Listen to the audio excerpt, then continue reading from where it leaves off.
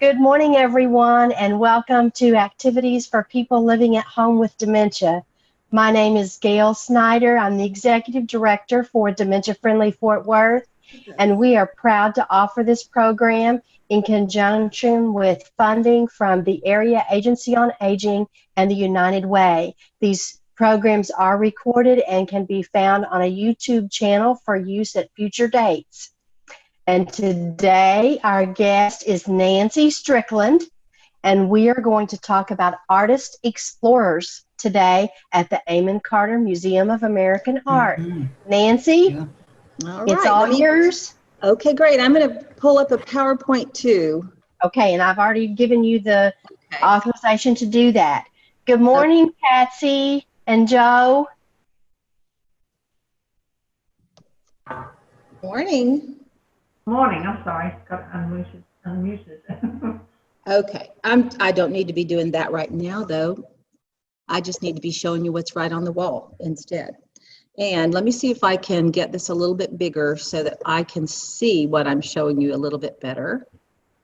Speaker view, I might put it on just for right now. Okay. And nope, can't do that, or I can't. Okay, here we go.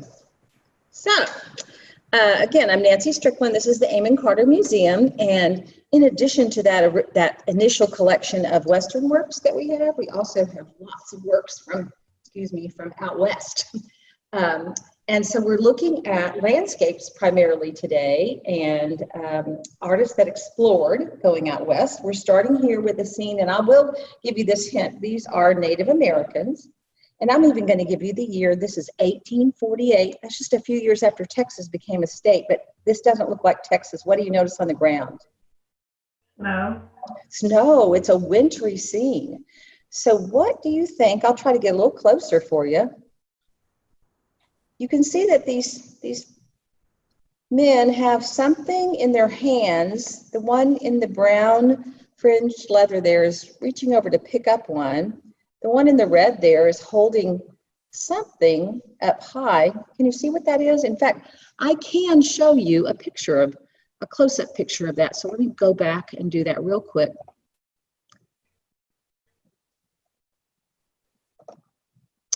Right here.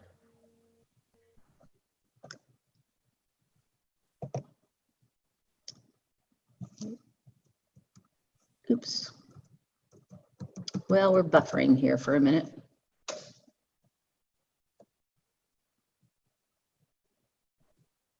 Oh man, we may have to stick to what's on the wall. Ah, there it is. Okay, this is what they're holding in their hands. So looking at their movements, I may not want to be going back and forth so much.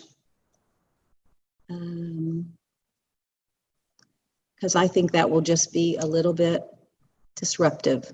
So I'm just going to stop the share. Are you looking at the painting now, the same one? No. No, you're not. Okay, there's the stop share. Yeah, I'm gonna stop trying to do that. I won't do that anymore. Okay, so just looking at this, any ideas to what they might be doing here? Throwing rocks. No idea. You might be throwing rocks in those little baskets at the end of the stick. Yeah. You know what? They are throwing rocks, but it's a particular game that we still play today. Now, the American Indians didn't call it by the same name, but you use a stick with a basket and you use some kind of ball. I'm not sure what it's made out of now, but at the time that this was painted, it was made out of a rock, maybe wrapped in leather. It's lacrosse. Lacrosse, you're right. And it was probably French explorers that gave it that name of lacrosse. The Native Americans called it the little brother of war because it was quite a rough and tumble game. You can see that they're running down a frozen river. The name of the painting is Ball Play of the Dakota Sioux on the St. Peters River in winter. And they would play over a distance of a few miles sometimes. They play at summertime on a field, wintertime on a frozen river, not just in this area of the country, but in other areas of the country too. Over here, you might be able to see, and let me get a little bit further down and a little bit further in. over. Here are the things that they put down. This is what they're wagering. They're betting here. Oh, I went the wrong way. Those are our spectators there. Let's try it this way. Here we are. So we've got arrows, spears, bucket, a quiver, some animal skins. So they would wager, and this would prepare them maybe physically as well as mentally for war between other Native American groups or between those who were coming in and encroaching on their territory. Now, the person that painted this name was Seth Eastman, and he was trained at West Point. He was trained to be a cartographer. He didn't have any particular training in painting, but you can see that he's very well self-taught. And he was stationed in an area in Minnesota at something that is still, I believe, called Fort Snelling. You may have heard of that. But I do think I met a woman from Minnesota at a conference recently, and she was talking about how and this was not recently, maybe a year or two ago, how it's likely that the name of this fort will be changed from Fort Snelling to its original name, which of the area, which was a Native American word. But anyway, Seth Eastman did paintings all over this area showing the culture of American Indians, and his wife wrote a diary. So she described the things in words that the two of them were seeing. And in fact, our archives here at the Amon Carter Museum has a copy of the diary that Seth Eastman's wife wrote. So I'm going to just slip you by real quick and see, wrong way. We're not going to spend much time with these. They're really hard to see, but this is really one of the earliest artist explorers. His name was George Catlin, and he traveled, many artists that traveled west. Let's see if I can stand over here. Yeah. That traveled west, they were doing it because they were historians as well, and they wanted to capture the culture before it completely disappeared. But they were also trying to make some money. And Catlin tried to sell these paintings to the Smithsonian. They wouldn't buy them, the whole collection. And in fact, he then took them to Europe. And in the middle of the 19th century, Europeans were really interested in looking at these scenes of American Indian life out west. And so he had them there. He was really kind of a hardworking artist, but other aspects of his life didn't go as successfully. It's good that he didn't sell the paintings to the Smithsonian because they would have been burned up in a fire that was in the early 1800s.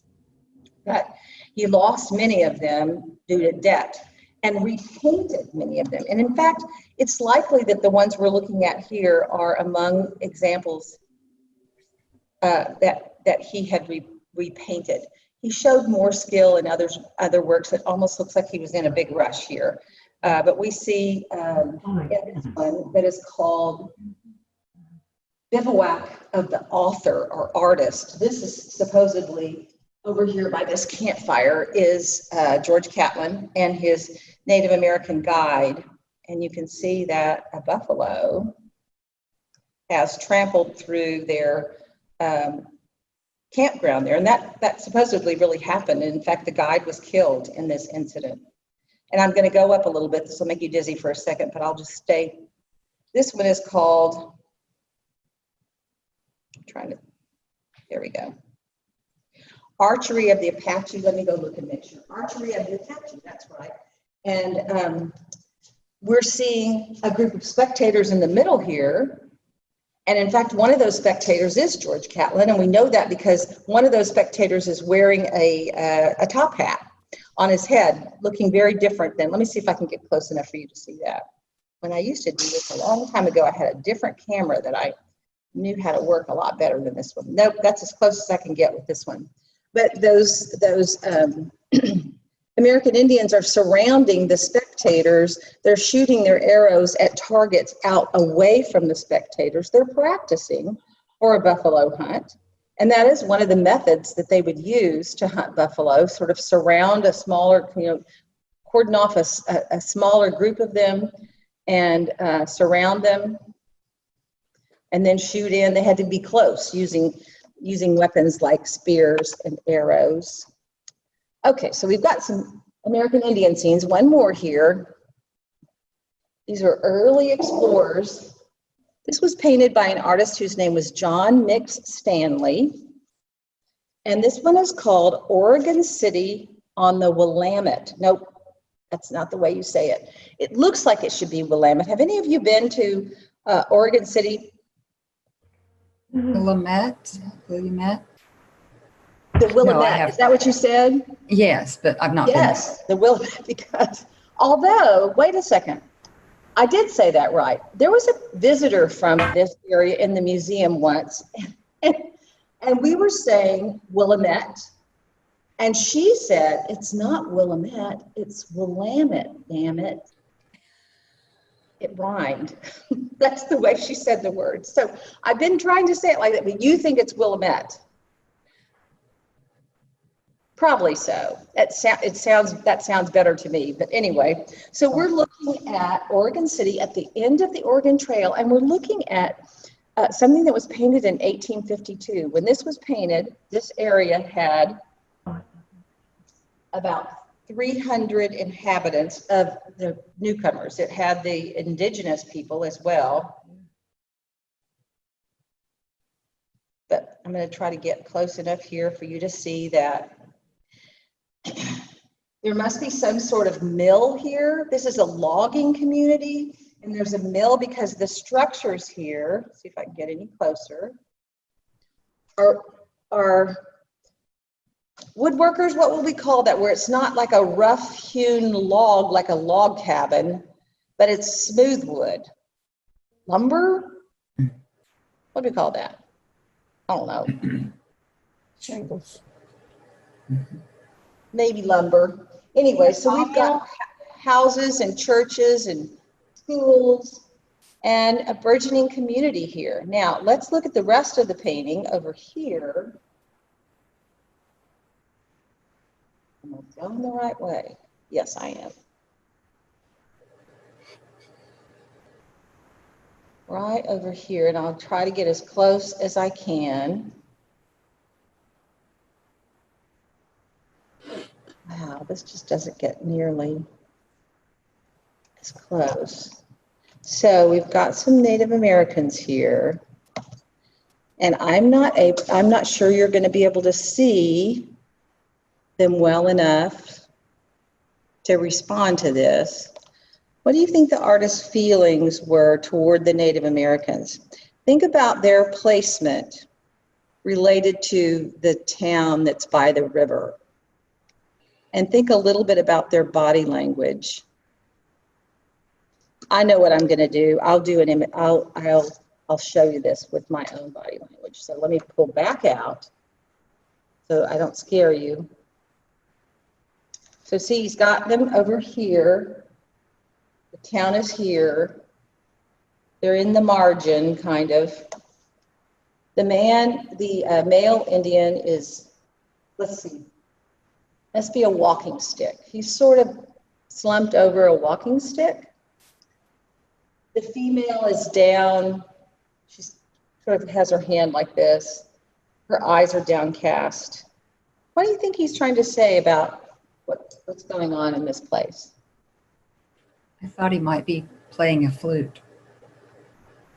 The American Indian here? Mm. Yeah, I mean, it's difficult to see in this way. I don't know. No, you couldn't see it better if I showed you. No, he's not. He's actually just slumped over a walking stick. What's the feeling there? I thought they looked relaxed, actually. I mean, she's sitting eating with her, I can't see her eyes cast down, but they look pretty relaxed. They look relaxed. They have some belongings with them, too. I can't see that. If you could see their faces. Oh, go ahead, Paulette. To me, I mean, the tribe has lost their land. The new people have moved in. They have nothing left. Oh, okay. Right. And I think, I mean, that's kind of like how I see it.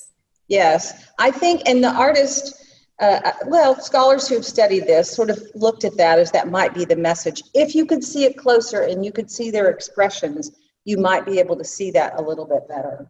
But it's sort of it's twofold, because he's celebrating the fact that the West is being settled and that we're moving, that idea of manifest destiny, and we're moving across the country and settling the West. But he's also lamenting the fact that these people have been pushed out to the margin.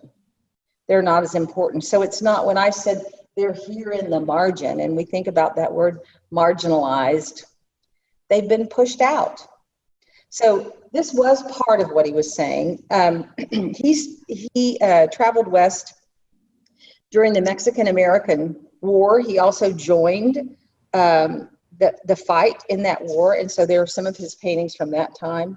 And he actually did end up either selling or exhibiting his paintings at the Smithsonian. And there aren't very many John McStanley paintings to be found, because more than 200 of them were burned. There was a fire. Now in Washington, D.C., there's all those different buildings that are Smithsonian's. I'm going to assume in 1835, maybe there was just one or two buildings, or one, I don't know. But anyway, most of his works were burned in that fire. So it's pretty rare to see a John McStanley. And it's one of the few that depicts the Native American alongside what we see with a landscape initially, or how the landscape was changed by the groups that came in. Any comments on that one? Now, the next one I'm going to have to show you because it's not on the wall. So I'm going to have to show you like this. It's one of my favorite ones. Okay. This one is just beautiful. We're not seeing people at all in this one. Mm. I had the hardest time. Edit. Slides. I wanted to start right here. I can see this one better. I like Oh, that. yes, you can see this one better. Let's see, slideshow from current slide. Maybe that's the way to, there we go. Nope. Well, that is it too, but I'm going to go ahead and go down to where it is here because it's bigger.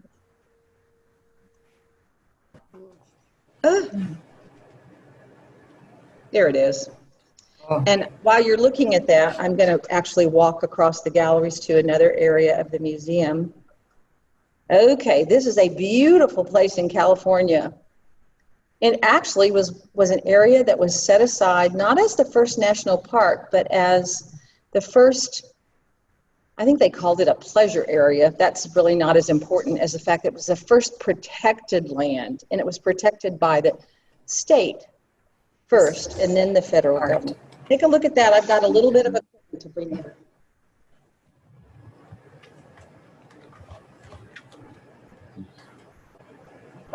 There's a little something there. Yeah, bears. Here's the water. Where are they at? This is in California. This is a long, long time ago. This is in the 1800s, probably. Where's the lady down there? That's Gail. Oh, Gail. yeah. Mm-hmm. That's Gail. It's a very nice place. And that spot looks very nice. Mm-hmm. There's a little doggy. Yeah, that's a bear. Very pretty. Did we lose our sound? Yes, I've never been, but I've always wanted to. Any ideas? Oh, I didn't hear what you said. Something blocked you. It's in California. Yeah. Yes. Are And you now asking? it is a national park now. This is Yosemite Valley. Anybody been there? No. Can you see this? Because I can't see you. Yes. Yes, I can see it very Okay. well. You see the little bear? Uh-huh. Yeah. Okay. You see the bear? I can't see you all anymore, but that's Pardon okay. me? There's a rock that looks like another bear. Yes, there is. There's a rock that looks like another bear. I don't know that this is a baby bear. It could be a fully grown bear. Mhm. But placing something like this bear into the composition lets us recognize the enormity of the rest of what's here. You see the cliffs here. This is called Sunrise Yosemite Valley. Yeah. And Albert Bierstadt. Bierstadt. First, let's see. This was painted in 1870. He first visited the West in 1858, so quite a bit before that. He eventually made trips in the 1860s and early 70s to this area.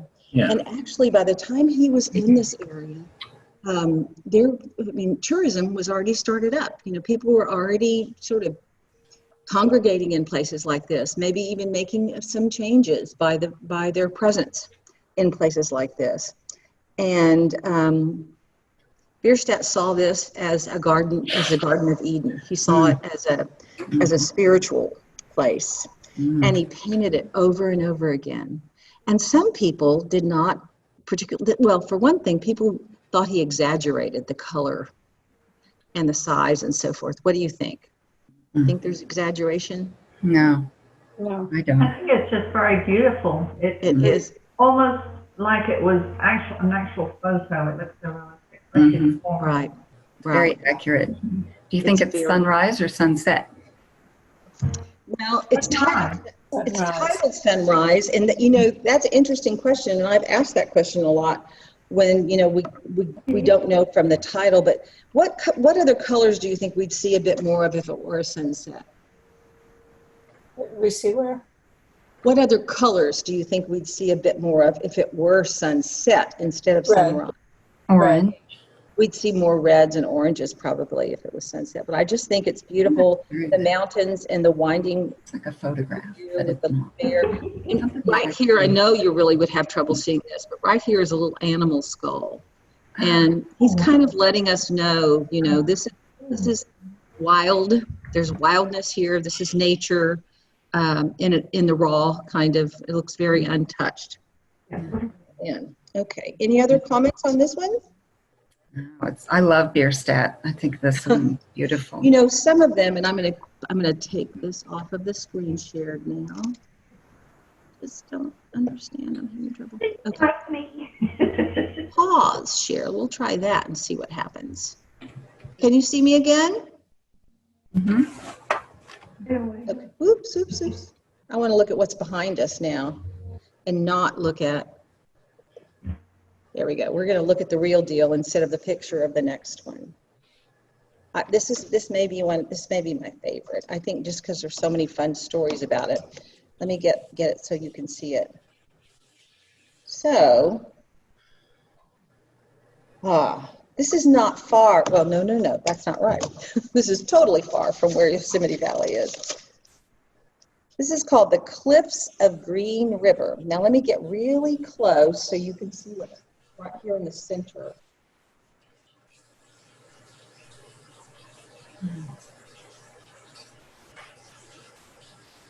Look at that. We have this lone rider here. If I could get any closer, you could recognize by the way he's dressed that this is a Native American. Back here, following him, not over there, but over here.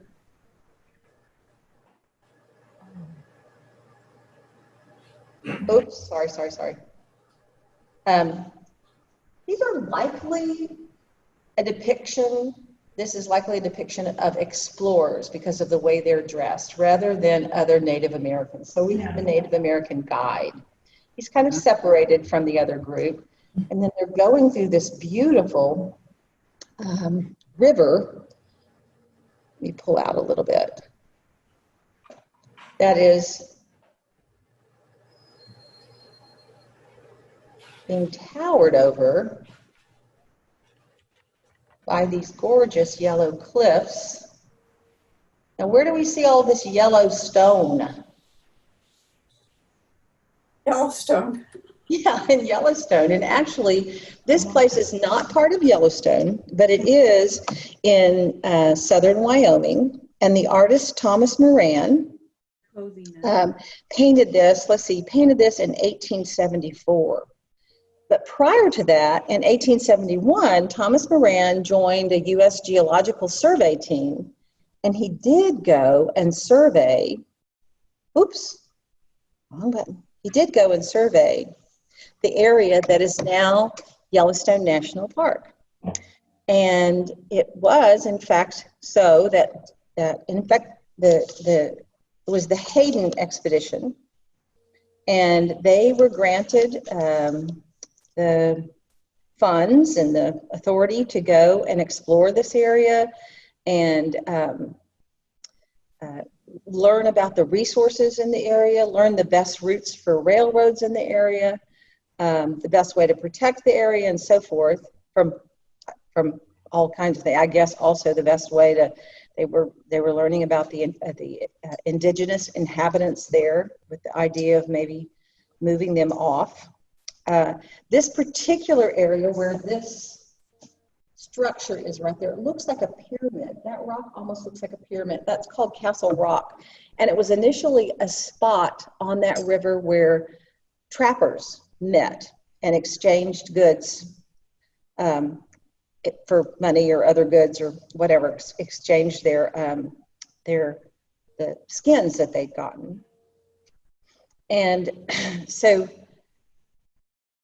I've kind of confused myself there for just a second. So this being in the southern part of Wyoming is not Yellowstone, but Moran went to Yellowstone also. And the pictures that he painted, the watercolors that he did at the time, and some photographs that were taken by the photographer on the exhibition, whose name was Henry Jackson. Just a minute. His name was William Henry Jackson. Those things put together with a description of this area are what pushed Congress toward naming this the first national park. And when we think about that, it wasn't just the first national park in the United States. It was a whole new concept of a governmental entity taking care of lands. And the land in America was as prized as the castles in Europe. What we had was this beautiful landscape. So it was a pretty interesting concept. But anyway, then he was back again, and he went to this place more than one time. On this trip, he had gone at the direction of the railroad, and the railroad wanted him to go and do these beautiful images showing the landscape, showing it natural as if it wasn't touched by man at all, showing it at a time that has a Native American guide, bringing in these explorers from the outside. But I wanted to tell you something interesting, and I have to go back to the screen share to show you this.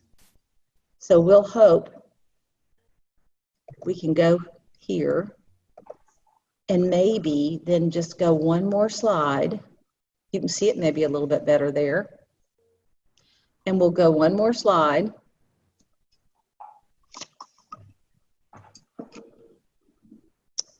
Oops, I can go one more slide. Let's try this. There it is.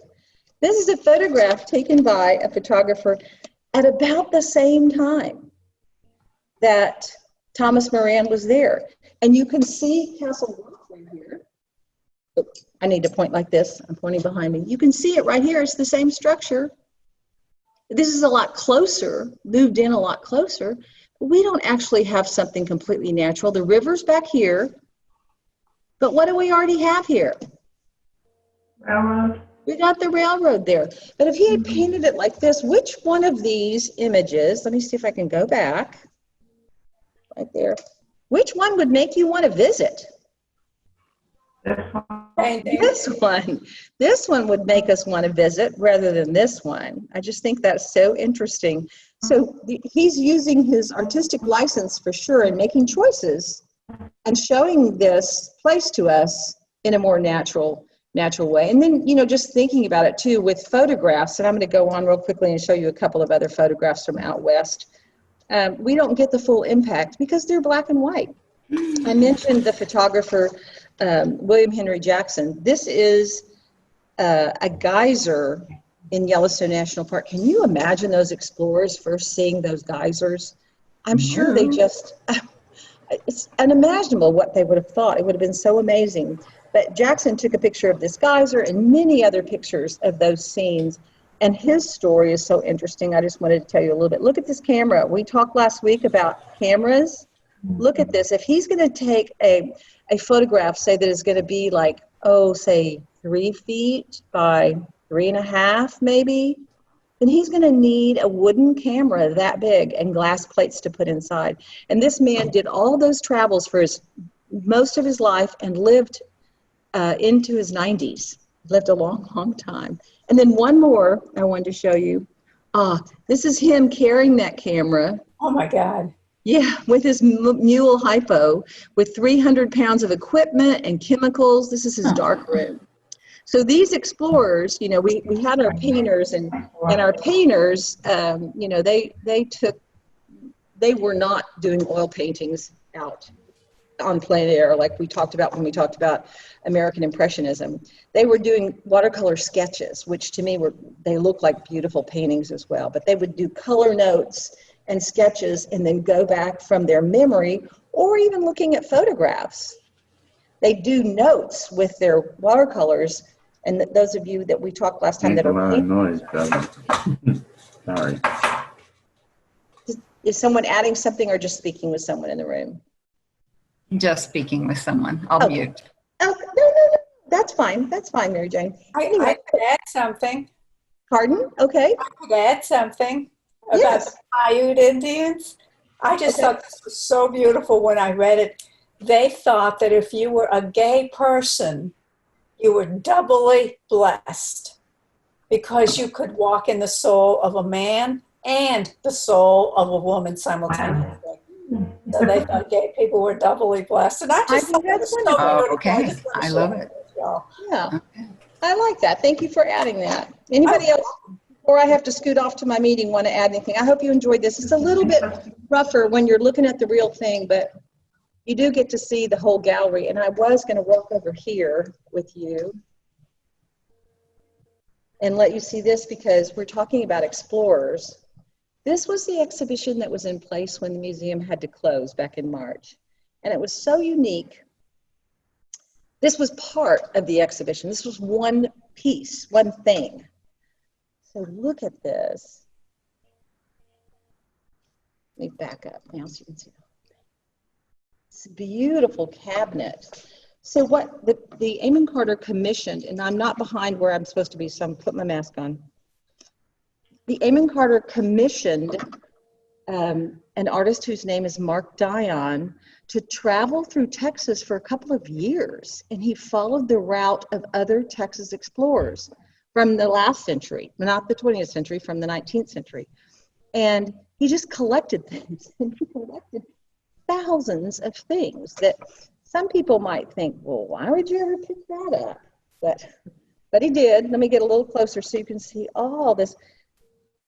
And to me, it's just as interesting to think about it as a whole and think about those beautiful shapes and colors. I'll move in a little bit. Well, that's as far as I can move in with this camera. To think about all that as to think about the individual objects. There are shells and pieces of iron and mesquite tree beans in jars and animals in jars and test tubes full of different kinds of dirt and soil and all of that. Anyway, it was sad that the public couldn't come in and see that for most of its show. So we've left this, and it makes sense to me, we've left it in our landscape galleries because this was his interpretation of how you capture a culture and a place like our early artist explorers did. Okay, I guess I'll see you next time I see you. Thank you, Nancy. Nancy, thank you so much for taking time to be with us today. We've really enjoyed your presentation about artist explorers, and we'll look forward to you being with us again soon. All right, thank you. Bye-bye. Thanks so much. See y'all. Thank you, Nancy. So does anybody have any other comments they'd like to add about the session today? I know Nancy has to cut out real quickly, but any Makes- thoughts you want to add? I would like to go Very good. to the museum. Yes, it makes you want to go, doesn't it? Yeah. Joe, what were you saying? Oh, I was just saying it's all very good. I love this. And, you know, I look at pictures maybe differently to she does, but what the lady does, but that, you know, it's good to get to the real meaning, you know. And to what the picture that you're recognize painting what about. other people might see in the painting that we Right. don't. That's what we noticed last time that Nancy Yeah. was with us, is that sometimes something stands out to one person that another person might not see at the first. Right. So it's interesting to look at it that way.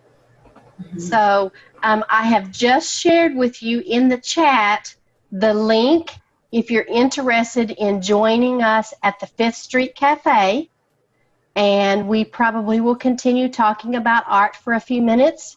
We don't have a specific agenda for that meeting, but it's a chance for us to extend our conversation about this session or anything else we want to talk about. So all you have to do is to click on that link and join me in that meeting, and I'll transition over. So some of you might beat me there. And then I also want to remind you that tomorrow we will meet again at 10:30, and Brooke Wood with Civitas Senior Living will be helping us with our activity tomorrow. And I don't know yet what she's going to do, so it will be a surprise, but I'll send it out in the morning like I always do so that you'll know if it's something you're really interested in. And you all have a wonderful day, and I hope to see some of you over in the other room in a few minutes. Thank you so much, Gail. Program. Good to All right. see everybody. It was Yes. so